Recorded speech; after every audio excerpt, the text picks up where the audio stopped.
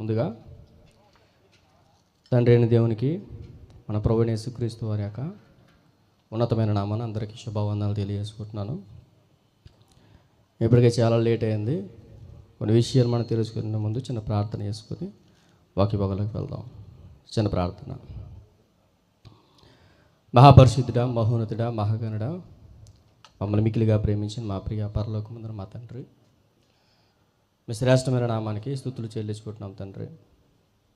ఈ ఉచితమైన కృపను బట్టి ఈ 12వ వార్షికోత్సవ మహాసభలో తండ్రి, ఈ మొదటి సెషన్, మొదటి వర్తమానం చెప్పడానికి మీరు మాకు ఇచ్చిన అవకాశంను బట్టి వందనాలు తండ్రి. తండ్రి, చెబుతున్న మాటలు దుష్టుడు ఎత్తుపోకుండా మా హృదయాల్లో వాటిని పదిలిపరచుకోవడానికి సహాయం దయచేయండి. ప్రత్యక్షంగాను పరోక్షంగాను మీ మాటలు వింటున్నా మీ బిడ్డలు కూడా మరొకసారి జ్ఞాపకం చేసుకుంటారని, అలాగే తండ్రి ఆ తర్వాత చెప్పబోతున్నటువంటి సహోదరులను కూడా జ్ఞాపకం చేసుకొని వారి ద్వారా కూడా తండ్రి అనేకమైన సంగతులు మా ఆత్మీయ జీవితాలు వెలిగింపచేస్తారని క్రీస్తు నామని ప్రార్థన అడిగి వేడుకొని మా పరమ తండ్రి, ఆమేన్. కొన్ని లోతైన విషయాలు ధ్యానించుకునే ప్రయత్నాలు చేద్దాం. చిన్న మాట చెప్పి కొంచెం ముందుకెళ్ళే ప్రయత్నాలు చేస్తానండి. ఏటా మాట అంటే,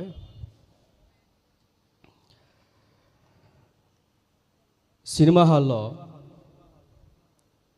సినిమా అనేదానికి థియేటర్కి వెళ్తాం. మనం థియేటర్కి వెళ్ళేటప్పుడు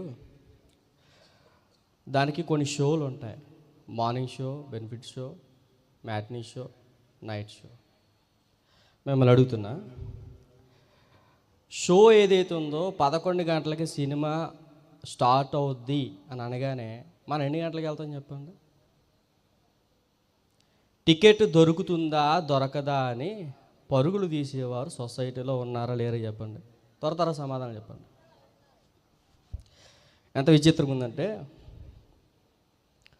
సినిమాలకి, సీరియల్కి అవి ఇవి చూడడానికి పరుగులు పెడుతున్నాం తప్ప, ఎందుకంటే వాటికి రూపాయి చెల్లిస్తున్నాం. సినిమా 100 రూపాయల టికెట్ అనుకోండి, 3 గంటల సేపు నాన్ స్టాప్గా కూర్చొని చూడడానికి కళ్ళు అలాగా పెద్ద చేసిన మరి చూస్తాం. ఎందుకని? 100 రూపాయలు ఖర్చు పెట్టావు అంటే ఆ 100 రూపాయలకి న్యాయం చేయాలంటే నువ్వేం చేయాలంట? ఆ 3 గంటల సేపు సినిమా చూడాలి. మరలా ఇంటి దగ్గర సీరియల్ చూస్తాం, కరెక్ట్గా నెల అయ్యింది, రీఛార్జ్ అయిపోయింది. మిమ్మల్ని అడుగుతున్న మీరు ఏం చేస్తారు? మళ్ళీ టీవీ దగ్గరికి వెళ్ళి రీఛార్జ్ చేసుకుని ఒక అరగంట సేపు సీరియల్ కోసం మీ భర్త వచ్చాడా, మీ పిల్లల పని అన్నీ పక్కన పడేసి మీరు ఏం చేస్తారు చెప్పండి? చూస్తారా చూడరా? సిగ్గు లేకుండా పోందాం, చూస్తాం. అంటే ఎంత విచిత్రంగా ఉందంటే, నిన్న ఎలాగ జరిగింది ఈరోజు కూడా సేమ్ టు సేమ్. వాక్యానికి ఇచ్చే ప్రియారిటీ మీరు దేనికి ఇస్తున్నారు తెలుసా? సినిమాలకి ఇస్తున్నారు. వాక్యానికి ఇచ్చే ప్రియారిటీ మీరు దేనికి ఇస్తున్నారు చెప్పనా? మీ సోకులకి, బడాలకి ఇస్తున్నారు తప్ప దేవుని వాక్యానికి ఇవ్వట్లేదు. ఇంత లేట్గా ఎందుకు స్టార్ట్ అయింది చెప్పండి? కరెక్ట్గా మీరు అందరూ టైంకి వస్తే టైంకి స్టార్ట్ అవుతుంది. అంత బాధపడే విషయం అంటే, మరలా చెప్తున్నా, సినిమాలు, సీరియల్ ఇవన్నీ మనం డబ్బిచ్చి కొనుక్కుంటున్నాం కాబట్టి దానికి వాల్యూ ఉంది. వాక్యం ఎలా వచ్చింది చెప్పండి? ఫ్రీ. సభలోనికి వస్తే ఎంట్రీ ఫీజు ఉంది అని చెప్తే అప్పుడు ఏం చేస్తారు చెప్పండి? ఎవరైనా వస్తారా? రారు. అంటే వాక్యానికన్నా మనకి ఏది ఇంపార్టెంట్ అయిపోతుంది తెలుసా? సినిమాలు, షికార్లు, సీరియల్. కాబట్టి మరి మీ చర్చిలో ఎలా ఉంటుందో నాకు తెలియదు, కానీ టైం పంక్చువాలిటీ అనేది మనకు ఉండాలి సంఘానికి వచ్చిన తర్వాత. కాబట్టి మీ సంఘాల్లో ఎలా వెళ్తారో నాకు తెలియదు, కానీ మా సంఘంలో కరెక్ట్గా 8 గంటలకు స్టార్ట్ అవుతుంది, కరెక్ట్గా 9:30కి క్లోజ్ అయిపోతుంది. కాబట్టి ఏ మీటింగ్ అయినా టైం పంక్చువాలిటీని మెయింటైన్ చేయండి. ఏమనుకోకండి, వయసులో చిన్నోనైనా వాక్యంలో మరి తప్పదు, ఖండించాల్సిన బాధ్యత ఉంది. కొన్ని లోతైన విషయాలు మనం ధ్యానించుకునే ప్రయత్నాలు చేద్దాం. ఒక విషయం చెప్పి కొంచెం ముందుకెళ్ళే ప్రయత్నాలు చేస్తాం. ఏటా విషయం అంటే, మీలో ఎంతమంది పరలోకానికి వెళ్తాను అనేది ఏముందో చెప్పండి? ప్రశ్న ఆశ్చర్యంగా ఉందా, ఆలోచనగా ఉందా? మీలో ఎంతమంది నేను పరలోకానికి వెళ్తాను అని ఒక ధీమా మీలో ఉందా లేదా? చూడండి, ఎవరు చేయట్లేదు. మేము అడుగుతున్నారు, మన అందుకే వచ్చేవాడికి మరలా అడుగుతున్నా. అంటే పరలోకానికి వెళ్ళాలంటే ముందు ఏం చేయాలి? ఆయన మాటలు వినాలి. ఆయన మాటలు వినాలంటే బాగా వినండి. ఆదిమ దంపతులు ఎవరు? ఆదిమ దంపతులు చెప్పండి. గట్టిగా చెప్పారండి. ఆదాము గారు, అవ్వమ్మ గారు. ఆదాము గారు, అవ్వమ్మ గారు వారి జీవితంలో సంసార జీవితం బాగా కొనసాగుతుంది. ఇలా కొనసాగుతున్న టైంలో ఏం జరిగిందంటే, ఒకరోజు అపవాదిగా ఎంట్రీ ఇచ్చాడు. మనందరూ తెలుసు కదా. అపవాది ఎప్పుడైతే ఎంట్రీ ఇచ్చాడో, ఏ చెట్టు ఫలాలు వీళ్ళు తిన్నారట? ఆదాము అవ్వలు. గట్టిగా చెప్పండి అమ్మా. తినవద్దని దేవుడు చెప్పిన ఫలాలని వాళ్ళు తిన్నారు. అవి ఏ ఫలాలు? మంచి చెడుల తెలివినిచ్చు వృక్షఫలం. ఇప్పుడు మంచి చెడు తెలివినిచ్చు వృక్ష ఫలాలు తిన్నారు. ఆ పక్కన మరొక చెట్టు ఉంది. ఏటా చెట్టు తెలుసా తెలీదా? ఆ మంచి చెడు తెలివినిచ్చు వృక్ష ఫలం పక్కనే మరొక చెట్టు ఉంది. ఏంటి ఆ చెట్టు అంటే జీవవృక్షం. ఏంటి? జీవవృక్షం. అంటే జీవవృక్ష ఫలాలు తింటే మనిషికి మరణం ఉంటుందా ఉండదా? అందులోనే పేరులోనే ఉంది జీవం. జీవం అంటే మనిషికి అంతం ఉంటుందా ఉండదా చెప్పండి. ఉండదు. అంటే ఎంత విచిత్రం ఉందంటే, బైబిల్ ఓపెన్ చేద్దాం. ఆదికాండం 3వ అధ్యాయం. ఆదికాండం 3వ అధ్యాయం 22వ వచనం నుంచి.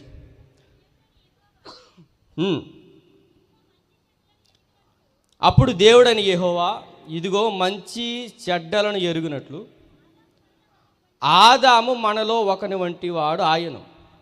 కాబట్టి అతడు ఒకవేళ తన చెయ్యి చాచి జీవవృక్ష ఫలమును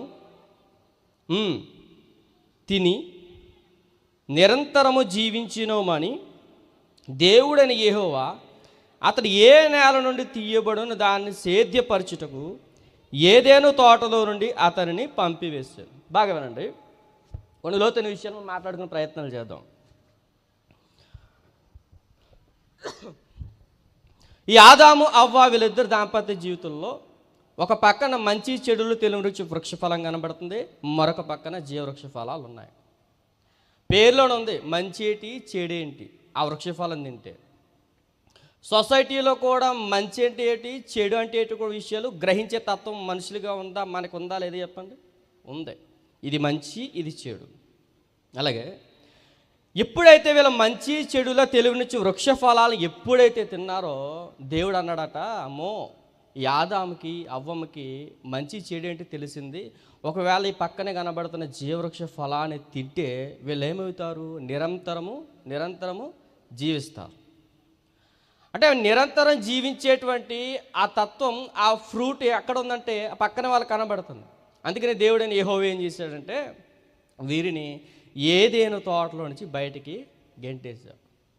ఇలా గెంటేసిన తర్వాత మిమ్మల్ని అడుగుతున్నా, జీవవృక్ష ఫలాలు ఎక్కడున్నాయి?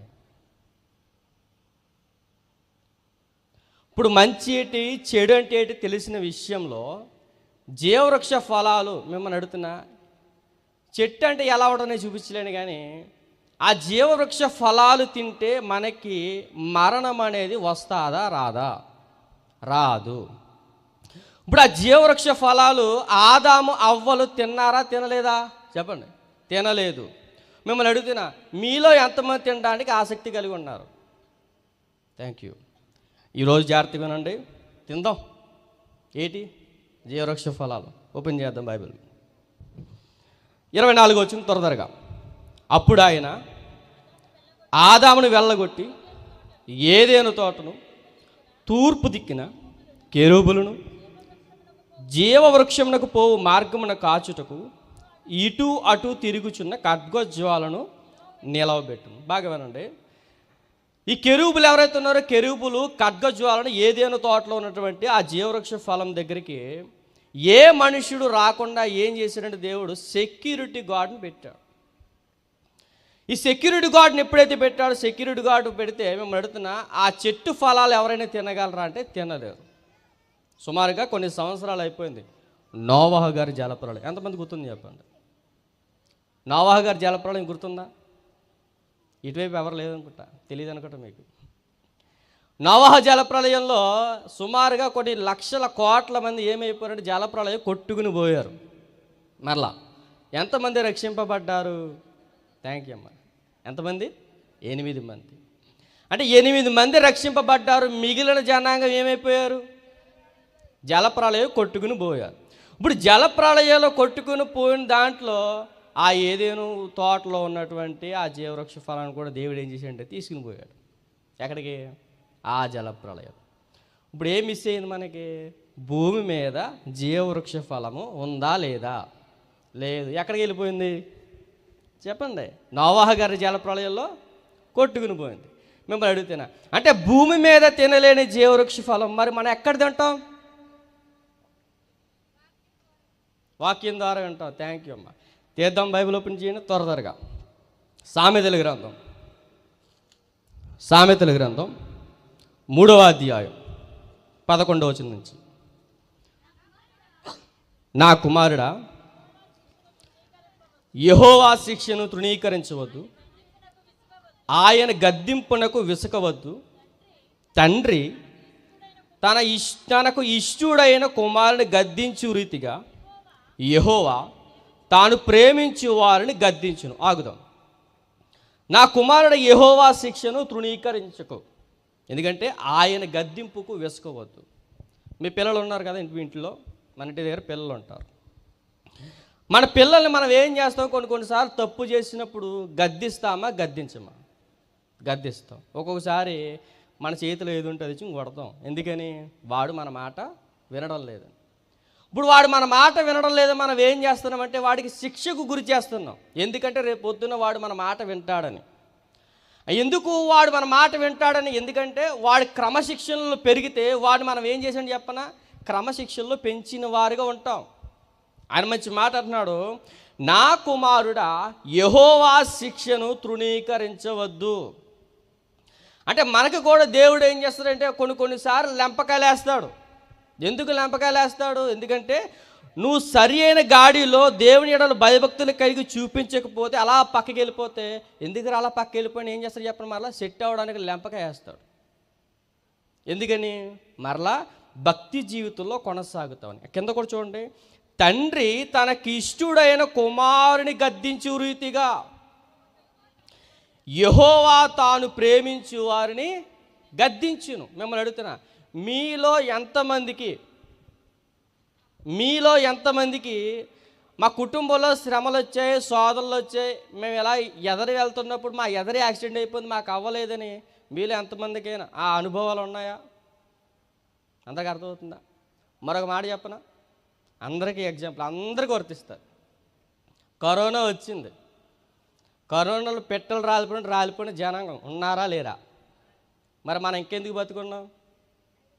దాని మాట అర్థం ఏంటంటే యెహోవా మనల్ని ఏం చేస్తున్నాడంట? ప్రేమిస్తున్నాడు.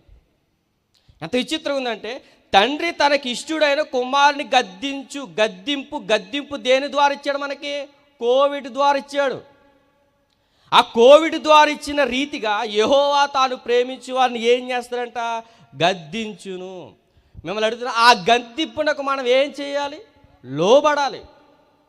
మనం ఎప్పుడైతే ఆయన మార్గాలకు, ఆయన గద్దింపునకు మనం లోబడతామో, ఆయన కింద ఒక మంచి మాట్లాడుతున్నాడు చూడండి, 17వ వచనం. దాని మార్గములు రమ్య మార్గములు, దాని త్రోవలన్నీ క్షేమకరములు, దాన్ని అవలంబించువానికి అది జీవవృక్షము, దాన్ని పట్టుకొని వారందరూ ధన్యులు. చూడండి ఎంత మంచి మాట అన్నాడు. అంటే దేవుని యొక్క శిక్షకు మనం లోబడి ఆయన మాటల ప్రకారం మనం జీవిస్తే మన మార్గాలు ఎలాగుంటాయంట? రమ్యమైన మార్గాలుగా ఉంటాయంట. ఆ రమ్యమైన మార్గాల గుండా మనం ప్రయాణం చేసినప్పుడు దాన్ని ఎప్పుడైతే మనం అవలంబిస్తామో, కోల్పోయినటువంటి ఏదైనా తోటలో ఆదాము అవ్వలు తినకుండా ఉన్నటువంటి ఆ జీవవృక్ష మార్గం మనకి దేవుడు ఇస్తాడట. ఎప్పుడు?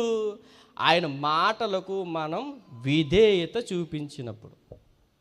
మిమ్మల్ని అడుగుతున్నా, మన తండ్రి పట్ల విధేయత చూపిస్తున్నామా చూపించట్లేదా అనేది మీ వ్యక్తిగతంగా ఒకసారి పరిశీలన చేసుకోండి.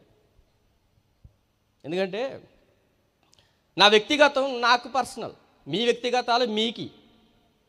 అంటే మన వ్యక్తిగత జీవితంలో మనం ఎలాగుంటున్నామో ఎవరికి వారే ఏం చేసుకోవాల్సిన స్వపరీక్ష చేసుకోవాలి. ఇప్పుడు క్రైస్తవ జీవితంలో దేవుని గురించిన అనేకమైన విషయాలు మనకు తెలిసినా ఇంకా మనలో తెలియకుండానే రహస్యంగా కొన్ని పాపాలు మన చుట్టూనే వైఫైలా తిరుగుతాయి. ఆ చుట్టూ తిరుగుతున్న వైఫైలా ఉన్నటువంటి పాపాలు మనం ఏం చేయాలంట చెప్పండి? జయించాలి. అంటే యెహోవా ఇచ్చిన శిక్షకు మనం లోబడాలి. ఆయన శిక్షకు లోబడి ఆయన మార్గాల గుండా మనం ప్రయాణం చేస్తే, దాన్ని అవలంబిస్తే అదే పెద్ద జీవవృక్షం అంట. ఎంత విచిత్రం ఉందంటే ఆ జీవవృక్షం మనమే. ఆ జీవవృక్షంలో నిలబడాలంటే మనం ఎలాగుండాలి? ఆయన మాటలకు లోబడి ఉండాలి. ఆయన చెప్పినటువంటి మార్గాల ప్రకారం మన జీవితాలు ఉండాలి. చూడండి ఎంత విచిత్రంగా ఉందంటే, ఉదయం 9 గంటల నుంచి రాత్రి 9 గంటల వరకు టైం ఎంత అయింది చెప్పండి? 12:30 అయింది. అంటే ఎంత విచిత్రంగా ఉందంటే మనకేం లేదు చెప్పండి? స్టార్టింగ్లో చెప్పాను, టైం సెన్స్ లేదు. అంత విచిత్రంగా ఉందంటే, కాబట్టి వాక్య ప్రకారం మనం ఏం చేయాలంటే, కన్వీనర్స్ కావచ్చు, మీటింగ్ పెట్టేవారు కావచ్చు, ఎక్కడైనా సమయ పాలన కరెక్ట్గా ఉంటే ఏం చేస్తారు చెప్పిన విశ్వాసాలు పరిగెట్టుకుంటూ వస్తారు. త్వరగా కొన్ని విషయాలు మళ్ళా చదువుకుందాం. అదే సామెతల గ్రంథం 11వ అధ్యాయం 30వ వచనం. నీతిమంతులు ఇచ్చి ఫలము జీవవృక్షము, జ్ఞానము గలవారు ఇతరులను రక్షించుదు. నీతిమంతులు, మరలా నీతిమంతులు, మరలా ప్రశ్న, నీతిమంతులు భూమి మీద ఎవరైనా ఉన్నారా? ఒక పెద్ద ఆయన అన్నాడు, అందరూ పాపము చేసి ఉన్నారు, నీతిమంతుడు ఒక్కడును లేడు. మళ్ళీ అడుగుతున్నా, మరి నీతిమంతుడు ఒక్కడు లేరని అందరూ పాపం చేసి ఉన్నారు అన్నాడు. మరి ఈనేటి మన సొలొమోను గారు ఏమంటున్నారు? నీతిమంతులు ఇచ్చే ఫలము జీవవృక్షం అంటున్నాడు. ఏంటి? రాత్రి వైజాగ్ నుంచి ఇచ్చిన పాస్టర్ గారు మంచి రిఫరెన్స్ తీశారు. రాత్రి ఏటో ఒకసారి తెద్దామా? యాకోబు గారు రాసిన పత్రిక. మన నీతిమంతులుగా పిలువబడాలంటే ముందు మనలో ఒక క్యారెక్టర్ ఉండాలి. ఆ క్యారెక్టర్ గురించి మాట్లాడతాం. యాకోబు గారు రాసిన పత్రిక 2వ అధ్యాయం, యాకోబు గారు రాసిన పత్రిక 2వ అధ్యాయం 23 నుంచి చదువు త్వరగా. కాబట్టి అబ్రహాము దేవుని నమ్మెను, అది అతనికి నీతిగా ఎంచబడును అని లేఖనం నెరవేర్చబడును, మరియు దేవుని స్నేహితుడని అతనికి పేరు కలిగను. బాగా మనుష్యుడు విశ్వాస మూలమున మాత్రము కాక క్రియల మూలమునను నీతిమంతుడని ఎంచబడునని మీరు దీని వలన గ్రహించితారు. బాగా వినండి. విశ్వాస జీవితంలో క్రైస్తవులుగా పిలువబడుతున్న మనకి ఉండాల్సినటువంటి 2 లక్షణాలు ఉండాలట. ఏంటి ఆ 2 లక్షణాలు అంటే, 1 క్రియలు, 2 విశ్వాసం. మనలో రెండింటిలో ఒకటి బ్యాలెన్స్ అవుతుంది. దేవుడు అంటే విశ్వాసం ఉంటుంది. ఆ విశ్వాసంతో మనం ఏం చేయాలట? క్రియలు చేయాలంట. అబ్రహాం గారు ఏం చేశారనే నీతిమంతుడిగా పిలువబడ్డాడు. తన కుమారుడిని ఇస్సాకుని బలి ఇచ్చాడట. మీ అందరికీ అర్థమవుతుందా? అంటే తన కుమారుడైన గారాల చిన్న కుమారుడు, అప్పుడే పుట్టిన అబ్బాయి. ఎన్నో సంవత్సరాలు పుట్టాడు అబ్రహాం గారు చెప్పండి? 30 సంవత్సరాలు పుట్టాడా? ఎన్ని సంవత్సరాలు పుట్టాడు అబ్రహాం గారికి? ఏకంగా 100 సంవత్సరాల వయసులో దేవుడిచ్చిన గర్భఫలం అయితే, బాలుడు మంచి వయసులో ఎదుగుతున్నప్పుడు ఇస్సాకుని దేవుడు అన్నాడంట, అబ్రహాము నేను టెస్ట్ చేయాలనుకుంటున్నాను, చెప్పడు ప్రభువా, నీ గారాల కొడుకు, నీ ప్రియమైన బిడ్డ నువ్వేం చేయలేపనా, నా కొరకు బలి ఇవ్వాలి. సరే ప్రభువా, ఇచ్చాడు ఇవ్వలేదా? చేద్దాం ఒకసారి. ఆ పై వచ్చిన అనమాట త్వరగా 22వ వచనం, 21 అమ్మా 21. మన పితరుడైన అబ్రహాము తన కుమారుడిని ఇస్సాకును బలిపీఠం మీద అర్పించినప్పుడు అతడు క్రియల వలన నీతిమంతుడని తీర్పు పొందలేదా? అర్థమవుతుందా? అంటే అబ్రహాము గారు ఇస్సాకును బలి ఇచ్చాడా, బలి ఇవ్వలేదా? దేని ద్వారా బలి ఇచ్చాడు? ఎవరి ద్వారా? క్రియల ద్వారా. ఏంటి అక్కడ ఏ క్రియ జరిగింది? ఇస్సాకునిచ్చాడా, గొర్రెపిల్లనిచ్చాడా? మరలా మనకి ఆది కాండంలో ఎవరు కనబడతారు? ఇస్సాకుని బలి ఇవ్వడానికి వచ్చాడు. డైరెక్ట్గా కత్తి పైకి లేపి నరికేస్తున్న టైంలో దేవుడు ఏమన్నాడు? అబ్రహాం ఆగు అన్నాడు. అన్నాడు అనలేదా? అన్నాడు.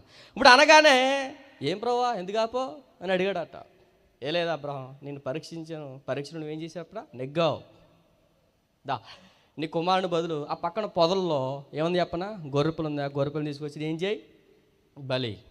అంటే ఎంత విచిత్రం ఉందంటే, విశ్వాసము క్రియలు తన జీవితంలో కనబడ్డాయి కాబట్టి అబ్రహాము గారికి ఏమని ట్యాగ్ లైన్ ఇచ్చాడు దేవుడు? నీతిమంతుడు. అంటే మన వ్యక్తిగత జీవితంలో కూడా మనం చూపించాల్సినవి రెండు ఉంటాయి. ఒకటి క్రియ, రెండు విశ్వాసం. అంటే రెండు లేకపోతే విశ్వాస జీవితంలో నువ్వు పరలోకానికి వెళ్ళడానికి కూడా అర్హుడవు కావు. రెండింటిని బ్యాలెన్సింగ్ చేయాలి ప్రభువా అంటే రెండింటిని బ్యాలెన్సింగ్ చేయాలి. క్రియలు చూపించాలి, విశ్వాసం చూపించాలి. చూడండి, రాత్రి అని చెప్పారు 26 వచనం, ప్రాణము లేని శరీరం ఎలాగు మృతమో అలాగే క్రియలు లేని విశ్వాసము మృతము. అంటే క్రియలు లేకుండా విశ్వాసం చూపించినా, విశ్వాసం లేకుండా క్రియలు చేసినా చచ్చిన శవంతో సమానం. మమ్మల్ని అడుగుతున్నా, మనలో ఏమన్నా చెప్పండి. ఒకటి విశ్వాసం ఉంటుంది, కానీ క్రియలు చూపించాలి. కొంతమందికి క్రియలు ఉంటాయి, వాళ్ళు ఏం చూపించాలి? విశ్వాసం చూపించాలి. ఇప్పుడు రెండిట్లు మనం బ్యాలెన్సింగ్ చేస్తే అప్పుడు మనకి దేవుడిచ్చే ట్యాగ్ ఏంటి చెప్పనా? నీతిమంతుడు. ఇప్పుడు ఆ నీతిమంతులు ఇచ్చే ఫలమే జీవవృక్ష ఫలం. ఇప్పుడు అబ్రహాం గారు కావచ్చు, ఇస్సాకు గారు కావచ్చు, యాకోబు గారు కావచ్చు, ఆ పాత నిబంధనలో ఉన్నటువంటి అనేక మంది భక్తులు ఎవరైతే ఉన్నారో వారందరూ మనకేమేమి తెలుసా? మార్గదర్శకులుగా ఉన్నారు. వారు మనకు మాదిరి జీవితాన్ని చూపించారు. వాళ్ళు మన మాదిరి జీవితాన్ని చూపించినారు కాబట్టి వాళ్ళు మనకి ఇస్తున్నటువంటి ట్యాగ్లను చూడండి ఒకసారి. మరలా వెనక్కి వద్దాం. సామెతల గ్రంథం 11వ అధ్యాయం 30 ఇచ్చాం. 11:30 నీతిమంతులు ఇచ్చి ఫలము జీవవృక్షము, జ్ఞానము గలవారు ఇతరులను రక్షించుదురు. అంటే నీతిమంతులు ఏం చేస్తారట? ఇతరులను రక్షిస్తారట. ఎక్కడి నుంచి రక్షిస్తారు? నరకానికి పోకుండా పరలోకానికి తీసుకుని వెళ్ళడానికి నీతిమంతులు మనల్ని రక్షిస్తారట. ప్రభువైన యేసుక్రీస్తు వారు నీతిమంతుడా కాదా? చెప్పండి. కాదా? త్వర చెప్పండి అమ్మా. నీతిమంతుడు. భూమి మీద ఉన్న అంటే పుట్టుకతోనే ఆయన మాత్రమే నీతిమంతుడు. అందరూ పాపం చేశారు. ఎంత విచిత్రం అంటే విశ్వాసంతో పాటు క్రియలు చేసి చూపించాడు కాబట్టి ఆయనకి ఏమి ఇచ్చే ట్యాగులు అంటే నీతిమంతుడు. ఇప్పుడు ఆ నీతిమంతుడు చేసినటువంటి ప్రసంగాల ద్వారా అనేక మంది మార్పు చెందారా, చెందలేదా? చెందారు. ప్రభువైన యేసుక్రీస్తు వారి ద్వారా 12 మంది అపోస్తుల్ని ఏర్పాటు చేసుకుంటే ఆ 12 మంది అపోస్తుల ద్వారా 3000 మంది మార్చబడ్డారు. ఆ 3000 మంది గాస్పల్ ఏమైంది? స్ప్రెడ్ అయ్యింది. మిమ్మల్ని అడుగుతున్నా, మన ఇండియాకి ఏ శిష్యుడు వచ్చాడండి? ఇజ్రాయెల్ దేశం నుంచి. ఆయన పనేటి చెప్పండి. మిమ్మల్ని అడుగుతున్నా, ఆయన పనేటి ఇక్కడికి ఇండియా వచ్చే పనేటి? ఎందుకంటే ఆ నీతిమంతుడు మనల్ని నరకంలోనికి పోకుండా ఉండడానికి, పరలోకాన్ని తీసుకుని వెళ్ళడానికి ఆయన మనకి ఏం చూపించాడు చెప్పనా? వారి రక్షణ మార్గాన్ని చూపించాడు. ఎందుకనుకుంటున్నారు? మనం అందరం ఆదాము అవ్వలు తినలేని ఫ్రూట్ ఉందే, ఆ ఫ్రూట్ కోసం.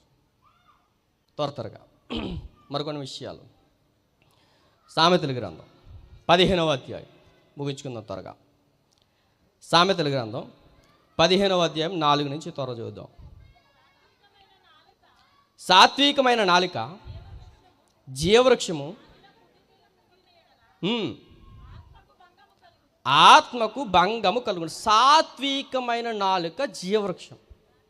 చూడండి, అదే యాకోబు గారు రాసిన పత్రికలో నాలుకను దేవుడితో పోల్చాడు చెప్పిన, అగ్నితో పోల్చాడు. అంటే మనం మాట్లాడే మాట కూడా దేని దగ్గర తీసుకుని వెళ్తాదట? జీవవృక్షం దగ్గర తీసుకుని వెళ్తుందంట. చూడండి, మాకు మాట చెప్పనా, ఈ నాలుగున్న పవరాలాంటిదంటే ఎప్పుడో మన చిన్నప్పుడు ఎప్పుడో జరిగిన సంగతి ఒకటి ఉంటుంది, ఒక ఇంటెన్స్, ఒక సందర్భం ఉంది. అది తెలిసి తెలియక వయసులో చేసాం, తప్పు చేసాం. ఆ చేసిన తప్పు ఏదవుతుందో, ఆ చేసిన తప్పు మ్యారేజ్ అయిపోయింది. మ్యారేజ్ అయిపోయిన తర్వాత మన భర్త దగ్గరకో మన భార్య దగ్గరకో వచ్చి వాడు వచ్చి అన్నాడట, మీ ఆవిడ చిన్నప్పుడు ఇలాగుండేది, మీ ఆయన చిన్నప్పుడు ఇలాగుండేవాడు. ఎంత విచిత్రం ఉందంటే, ఆ చిన్న మాట ఏం చేసింది చెప్పను, కాపురంలో కుంపటెట్టాను. నాలుగు కూడా ఏం చేయాలి చెప్పను, మనం అదుపులో పెట్టుకోవాలి. ఎప్పుడైతే మన సాత్వికంతో ఈ నాలుకే చెప్తాను, ఈ నాలుకే శాపవచనాలు పలుకుతుంది, ఈ నాలుకే ఆశీర్వాద వచనాలు పలుకుతుంది. మేము అడుగుతున్నా, ఆశీర్వాద వచనాలు పలకడానికి దేవుడు మనకు నాలుకనిచ్చాడా, శాపవచనాలు పలకడానికి దేవుడు నాలుగు ఇచ్చాడా? శాపం పలకడానిక? చూడండి, కొంతమంది గొడవలు అయితే నీ జమ్మడిపోను, నీ కాళ్ళు ఇరిగిపోను అంటారా? అంటారు. ఎందుకని అంటే శాపాలు పెట్టడానికే ఆ నాలుగు దేవుడు ఇచ్చాడు అనుకుంటున్నారు వీళ్ళు. ఎంత విచిత్రంగా ఉందంటే, ఈ నాలుగు కూడా దేవుడు ఏం చేస్తాడు చెప్పిన, పనిష్మెంట్ ఇస్తాడు. ఓ రోజు ఈ నాలుగును కూడా కట్ చేస్తాడు దేవుడు. ఏమనుకుంటున్నారో అంటే, ఈ సాత్వికమైన నాలుక ఎలాగుంటుందంటే మనకి జీవవృక్షం. తర్వాత దానిలోని కుటిలత ఉండిన యెడల ఆత్మకు భంగం కలుగుద్ది. అంటే ఈ నాలుకను మనం ఎప్పుడైతే ఎంతగా కంట్రోల్ చేసుకుంటే అంత మంచిదట. మనం ఎప్పుడైతే ఈ నాలుకతోటి ఇతరులతో మాట్లాడుతున్నాడు, మళ్ళీ బాగా గుర్తుపెట్టుకోండి, మన ఇరుగు పొరుగు వారితో మనం మాట్లాడుతున్నప్పుడు ఆలోచించి మాట్లాడడం మనం నేర్చుకోవాలి. అర్థమవుతుంది మీ అందరికీ. ఎందుకంటే యేసుప్రభువు వారు రెండవ రాకడ అతి సమీపంలో ఉంది. ఇప్పుడు ఈ రెండవ రాకడ అతి సమీపంలో ఉందని మనకు గుర్తెరిగినప్పుడు, ఈ నాలుక పాపం చేస్తూ ఈ నాలుక శాపవచనాలు పలుకుతున్నప్పుడు నీ విశ్వాస జీవితంలో ఒక్కసారిగా ప్రభు రాకడ వచ్చేస్తే నువ్వు ఎక్కడికి పోతావు చెప్పండి? ఏడబోతాం? నరకానికి పోతాం సిగ్గు లేకుండా. మరి ఎన్నాళ్ళ బట్టి భక్తి జీవితాన్ని కొనసాగించాం కదా పాస్టర్ గారు అన్నా, కానీ ఆ భక్తి జీవితం కొనసాగినా నువ్వేం చేయాలి? నీ నాలుకను కంట్రోల్ చేసుకోవాలి, విశ్వాసాన్ని చూపించాలి, చెప్పండి, క్రియలు కూడా చేయాలి. అన్నీ నువ్వు ఎప్పుడైతే భక్తి జీవితంలో కొనసాగుతావో అప్పుడు నువ్వు పరలోకానికి వెళ్తావు. త్వరగా వెళ్దాం. చిట్ట చివరి పుస్తకం ఏడు చెప్పండి బైబిల్లో? అమ్మ షార్ప్గా ఉన్నారు, తీయండి ఒకసారి. ప్రకటన గ్రంథం 2వ అధ్యాయం. ప్రకటన గ్రంథం సంఘాన్ని గురించినటువంటి ఒక మాట కనబడుతుంది. త్వరగా ప్రకటన గ్రంథం 2వ అధ్యాయం 2వ వచనం నుంచి త్వరగా చూద్దాం. 2:2 నీ క్రియలను, నీ కట్టడను, నీ కష్టమును, నీ సహనమును నేను ఎరుగుదును. నీవు దుష్టులను సహింపలేవనియు అపోస్తులు కాకే తాము అపోస్తులమని చెప్పుకొనుచు వారిని పరీక్షించి వారు అబద్ధికులను నీవు కనుగొంటివి. నీవు జాగ్రత్తగా ఉండండి, నీవు సహనము కలిగి నా నామము నిమిత్తము భారము భరించి అలయలేదని నేను ఎరుగుదును. అయినను మొదట నీకుండిన ప్రేమను నీవు వదిలితివి, నేను నీ మీద తప్పొకటి మోయవలసి ఉన్నది. భాగవంతం. ఎంత విచిత్రం ఉందంటే, ఈ 2వ అధ్యాయం నుంచి, ప్రకటన గ్రంథం 2వ అధ్యాయం నుంచి 7 సంఘాల గురించి మాట్లాడుతున్నటువంటి ప్రస్తావన. ఎఫెసు సంఘం, పెర్గమా సంఘం, స్మర్నా సంఘం, లవదోకియా, తుయతైరా, సార్దీసు, ఈ సుమారుగా 7 సంఘాలు ఉంటాయి. ఈ 7 సంఘాల గురించి ఆయన మాట్లాడుతూ ఒక్కొక్క సంఘంలో ఒక్కొక్క లోపం ఉంది. బాగా గుర్తుపెట్టుకోండి, ఒక్కొక్క సంఘంలో ఏ లోపం ఉన్నాయి, కొన్ని లోపాలు ఉన్నాయి. ఇప్పుడు ఎఫెసు సంఘంలో ఏ లోపం ఉందంట? మొదట నీకుండిన ప్రేమను నువ్వేం చేసి చెప్పన్నా మర్చిపోయావు. చూద్దాం ఒకసారి మరలా. 4వ వచనం. అయినను మొదట నీకు ఉండిన ప్రేమను నీవు వదిలితివని నేను నీ మీద తప్పు ఒకటి మోపవలసి ఉన్నది. అంటే సంఘంలో ప్రేమను చూపిస్తుంది, సహనంగా ఉంది, అన్ని విధాలుగా సంఘం బాగుంది. ఏ సంఘం చెప్పండి? ఫస్ట్ 2వ అధ్యాయం 1వ వచనం. ఎఫెసు సంఘం. ఇప్పుడు ఎఫెసు సంఘము ప్రేమలోను, సహనములోను, క్రియల రూపంలోను, విశ్వాసంలోను, క్రియల రూపంలోను అన్ని విషయాల బాగుంది. ఒకే ఒక లోపం ఉందంటే ఏంటి?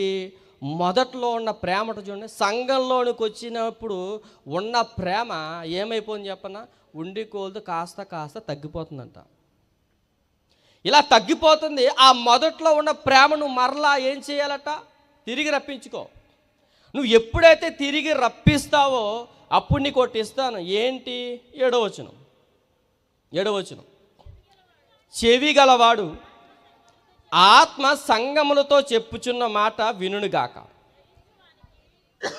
జయించువానికి దేవుని పరదైసులో ఉన్న జీవవృక్ష ఫలములను భుజింపనిత్తును. ఇప్పుడు చెప్పండి, జీవవృక్ష ఫలాలు ఎక్కడున్నాయి చెప్పండి అమ్మా. ఇప్పుడు చదివారు కదా, ఎక్కడున్నాయి? పరదైసులో ఉన్నాయి. ఇప్పుడు నీతిమంతులుగా పిలువబడుతున్న వారు ఎక్కడికి వెళ్తున్నారు? పరదేశంలోకి వెళ్తున్నారు. ఇప్పుడు పరదేశంలో ఏముంది? జీవవృక్ష ఫలం ఉంది. ఇప్పుడు జీవవృక్ష ఫలాలు తినండి, మన అందరూ ఎలా ఉండాలి? ఇప్పుడు పరిశుద్ధులుగా ఉండాలి, నీతిమంతులుగా ఉండాలి. మిమ్మల్ని అడుగుతున్నా, ఆదాము గారికి అవ్వమ్మ గారు మిస్ అయిన జీవవృక్ష ఫలం మనకి కావాలంటే మనం ఎలా ఉండాలి చెప్పండి? ఇప్పుడు నీతిమంతులుగా పిలువబడాలి. సొసైటీ ఎలాగున్నా కానీ మనం వెళ్తున్నాం అనుకోండి, మనల్ని చూసి ఏం చేయాలి చెప్పనా? గౌరవించే విధంగా ఉండాలి మనం. అమ్మో ఆ సిస్టర్ వస్తున్నారు, ఆ సిస్టరు భక్తి జీవితంలో కొనసాగుతున్న సిస్టర్, అమ్మ వందాలమ్మ అని చెప్పాలి. ఆ బ్రదర్ కనబడిన వెంటనే ఆయన దేవుని సేవకుడు, దేవుని పరిచయం చాలా ఇష్టపడతాడు, ఎక్కడ మీటింగ్ అయినా పరుగులు తీస్తాడు అని ఆ బ్రదర్ని చూసి మనం ఏం చేయాలి? వందనాలు చెప్పాలి. అంటే ఆ మనిషిని దగ్గరికి అలా వెళ్తున్నప్పుడు అతనికి ఒక ట్యాగ్ వచ్చేసింది. ఏంటి ఆ ట్యాగ్? అతని జీవితంలో క్రియలు కనబడ్డాయి, అతని జీవితంలో విశ్వాసం కనబడింది, అతనిలో ప్రేమ ఉంది, అన్నీ ఉన్నాయి. కాబట్టి అతనికి ఏమి ఇచ్చాడు దేవుడు ట్యాగ్ అంటే? నీతిమంతుడు. అంటే ఆ నీతిమంతులు చనిపోయిన తర్వాత వాళ్ళు ఎక్కడికి పోతారు అంటే పరదేశికి పోతారంట. ఆ పరదేశులో దేవుడు అంటున్నాడు, యేసు ప్రభువారు అంటున్నారు, ఎఫెసు సంఘమా, నువ్వు ఆ ప్రేమను తిరిగి రప్పించుకుంటే నీకేమిస్తాను చెప్పనా? పరదేశులో ఉన్న జీవవృక్ష ఫలాలు తిని భుజింపనిస్తాను. అంటే మిమ్మల్ని అడుగుతున్నా, తిందామా? ఏమైనా ఆసక్తి ఉందా లేదు చెప్పండి అని మిమ్మల్ని అనుకుంటారు. అంటే ఇప్పుడు అర్జెంట్ మీరు చచ్చిపోమంటావా అయితే అనుకుంటున్నారు ఏంటి? నేను చచ్చిపోమని అంటలే, చనిపోయేంత వరకు నీతిమంతులుగా ఉండడానికి ప్రయత్నాలు చేయండి. కానీ చిత్రాన్ని చెప్పనా, ఆ ప్రయత్నం ఎప్పటి నుంచి స్టార్ట్ చేయండి. ఎందుకు అనుకుంటున్నారు? ఇలాగ వెళ్తుంటే యాక్సిడెంట్లు అయిపోతున్నాయి. ఇలా బయటికి వెళ్ళి కాలు పెట్టే సమయానికి బయటికి వెళ్ళిన వారు వస్తున్నారో లేరో కూడా తెలియట్లే. చూసారు కదా ఈ మధ్యనే బస్సులు ఏమైపోతున్నాయి? తగలడిపోతున్నాయి. యాక్సిడెంట్ల మీద యాక్సిడెంట్లు అవుతున్నాయి. నిజంగా వారు ఎక్కడికి పోతున్నారో వారికి తెలియదు. మన వాక్యం వింటున్నాం, యేసుక్రీస్తు ద్వారా మనకి పాప క్షమాపణ కలుగుతుంది, నమ్మాం, బాప్తిస్మం తీసుకున్నాం. ఒక నీతిమంతులుగా బతికితే ఆదాము గారు ఏదోని తోటలో ఉన్న ఆ జీవవృక్ష ఫలాన్ని దేవుడు మనల్ని తినడానికి ఒక చాయిస్ ఇచ్చాడు. మరొక మాట ముగించేస్తాను ఇక. అదే ప్రకటన గ్రంథం 22వ వచనం, 22వ అధ్యాయం మొదటి నుంచి. మరియు స్ఫటికము వలె మెరయునట్టి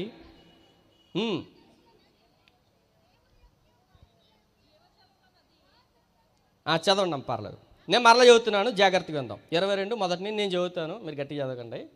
మరియు స్ఫటికము వలె మెరయునట్టి జీవజలముల నది దేవుని యొక్కయు గొర్రెపిల్ల యొక్క అంటే ఎవరు చెప్పండి?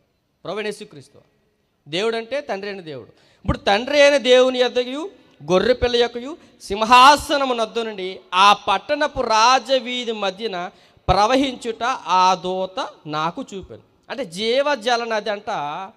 ఇప్పుడు తండ్రి అయిన దేవుడికి తర్వాత పక్కనే గొర్రెపిల్ల అంటే ప్రభువైన యేసుక్రీస్తు వారు కూర్చున్న ఆ సింహాసనం పక్క నుంచి మధ్యలో నుంచి మన కార్పెట్ ఎలాగేసారు? గ్రీన్ కార్పెట్, అక్కడ గ్రీన్ మధ్యలో ఏముంది? రెడ్ కార్పెట్ ఉంది. ఎలాగైతే ఉందో సేమ్ మధ్యలో ఏం ప్రవహిస్తుందంట? స్ఫటికం వలె ఒక నది ప్రవహిస్తుందంట. ఆ నది గుండా ఏముందంట? ఆ నది యొక్క యువతలను అవతలను ఏముంది? జీవవృక్షం ఉంది. అంటే అతి విచిత్రంగా ఉందంటే, పరదైసులో ఉన్నటువంటి నీతిమంతులు తిన్నటువంటి ఆ జీవవృక్ష ఫలాలు ఉన్నాయి కదా. అంటే ఇప్పుడు పరదైసులో ఉన్నవారు ఇప్పుడు ఏం చేస్తున్నారు? జీవవృక్ష ఫలాలని తింటున్నారు. ఇప్పుడు పరదేశంలో ఉన్నవారు జీవవృక్ష ఫలాలు తింటుంటే మరలా పరలోకంలో కూడా ఏముందంట? ఒక తోట కనబడుతుంది అక్కడ. మీ అందరికి అర్థమవుతుందా? త్వరగా మళ్ళీ 2వ వచనం చదువుతుంది చూడండి. ఆ పట్టణపు రాజవీధి మధ్యను ప్రవహించుట ఆ దూత నాకు చూపెను. ఆ నది యొక్క యువతలను అవతలను జీవ వృక్షముండును. అది నెలకు ఫలించుచు 12 కాపులు కాస్తుందంట. ఇప్పుడు మిమ్మల్ని అడుగుతున్నా, ఈ జీవవృక్ష ఫలాలను తిందామా వద్దా? మరలా తిందామా వద్దా? ఆసక్తి ఉందా లేదా? లేదన్నవా? చేతులు ఎత్తండి. బాగానే ఉన్నారు. ఇంకా ముగించుకుందాం. 10వ వచనం 22:19 22:19 ఎవడైనను ఈ ప్రవచన గ్రంథమున్న వాక్యములో ఏదైనా తీసివేసిన ఎడల దేవుడు ఈ గ్రంథములో వ్రాయబడిన జీవ వృక్షములోను పరిశుద్ధ పట్టణములోను వానికి పాలు లేకుండా చేయును.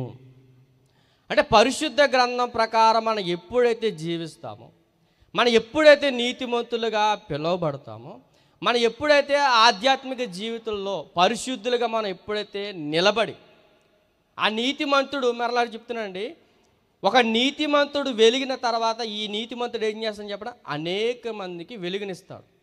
ఎందుకంటే మరలా అడుగుతున్నాను, అపోస్తులు తెలుసుకున్నటువంటి బోధ, అపోస్తులు నేర్చుకున్నటువంటి సువార్త కేవలం ఇశ్రాయేలు దేశానికి పరిమితం అవ్వచ్చు కదా.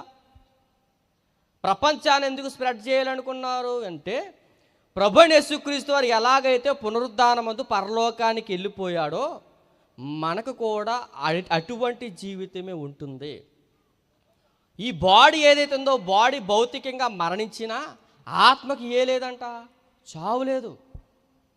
చెప్పండి, నరకంలో ఏముంటుంది? అగ్ని ఆరదు, పురుగు చావదు. అంత విచిత్రం అంటే అన్ని రిఫరెన్స్లు తెలుసు, కానీ ఒకటి ఏదో లోపం ఉంది. మళ్ళీ అడుగుతున్నా, ఈ క్షణమందే ఆ లోపం ఏటో సరి చేసుకోండి. సరి చేసుకుంటే నేను చెప్తున్నా, వృద్ధాప్యంలో ఉన్నారు, నడి వయసులో ఉన్నవారు ఉన్నారు, యవ్వనస్తులు ఉన్నారు, పిల్లలు ఉన్నారు, అందరూ మనం ఉన్నాం. ఈ క్షణమందే ఆయన రాకడ వచ్చేస్తే మన ఎత్తబడే గుంపులా మనం ఉండాలి. అర్థమైందా చెప్పిన మాటలు? మరలా ఏదైనా తోటలో మిస్ అయిన జీవవృక్ష ఫలాలు ఇప్పుడు ఎక్కడున్నాయి? పరదేశంలో ఉన్నాయి. ఇప్పుడు ఆ పరదేశికి మనం వెళ్ళాలంటే మనం ఏం చేయాలి? ఎక్కడ నీతిమంతులుగా ఉండాలి? ఎక్కడ? భూమి మీద. కాబట్టి ఈ భూమి మీద నీతిమంతులుగా పిలువబడడానికి దేవుడు ఇంకా మనకి ఏమి ఇచ్చాడు? ఆయుష్నిచ్చాడు. ఈ సువార్త పరిచర్య కూడా, ఎందుకంటే మనమందరం ఒక ఏకదాటిగా, డినామినేషన్లు వేరైనా ఇది మాత్రం ఒకటే. అవునా కాదా? అవునా కదా చెప్పండి. మీరు మీ సంఘానికి వెళ్ళండి, తప్పేలే. కానీ ఎక్కడైనా యేసుప్రభు వారి గురించి సువార్తను అందిస్తున్నప్పుడు మనం ఏం చేయాలి? కలిసికట్టుగా కూడుకోవాలి. ఎందుకంటే భేదాభిప్రాయాలు ఎక్కడ ఉండకూడదు. ఎందుకంటే ఇది సంఘం. ఇది ఏ సంఘం? మన క్రీస్తు స్వరక్తం ఇచ్చి సంపాదించినటువంటి సంఘం మనం. కాబట్టి ఈ సంఘం ద్వారా అనేక మందికి మనం ఏం చేయాలంటే, మన నీతిమంతులుగా ఉంటూ అనేక మందిని మనం ఏం చేయాలి చెప్పండి? సువార్తను అందించి వారిని కూడా మనం ఏం చేయాలి? నీతిమంతులుగా మార్చే పనిలో ఉందామా ఉండొద్దా? చెప్పండి గట్టిగా. ఉండాలి, ఉందాం. మనం కూడా అనేక మందిని రక్షణలో తీసుకుని వద్దాం. మనకు కూడా నీతిమంతులుగా ఉందాం. చనిపోయిన తర్వాత ఆ జీవవృక్ష ఫలం దగ్గర కూర్చుని కాయలు తిందాం. ఓకేనా? డీల్ ఓకేనా? తింటారా? తినరా? తింటారు. ఓకే, చిన్న ప్రార్థన చేసి ముగించుకుందాం.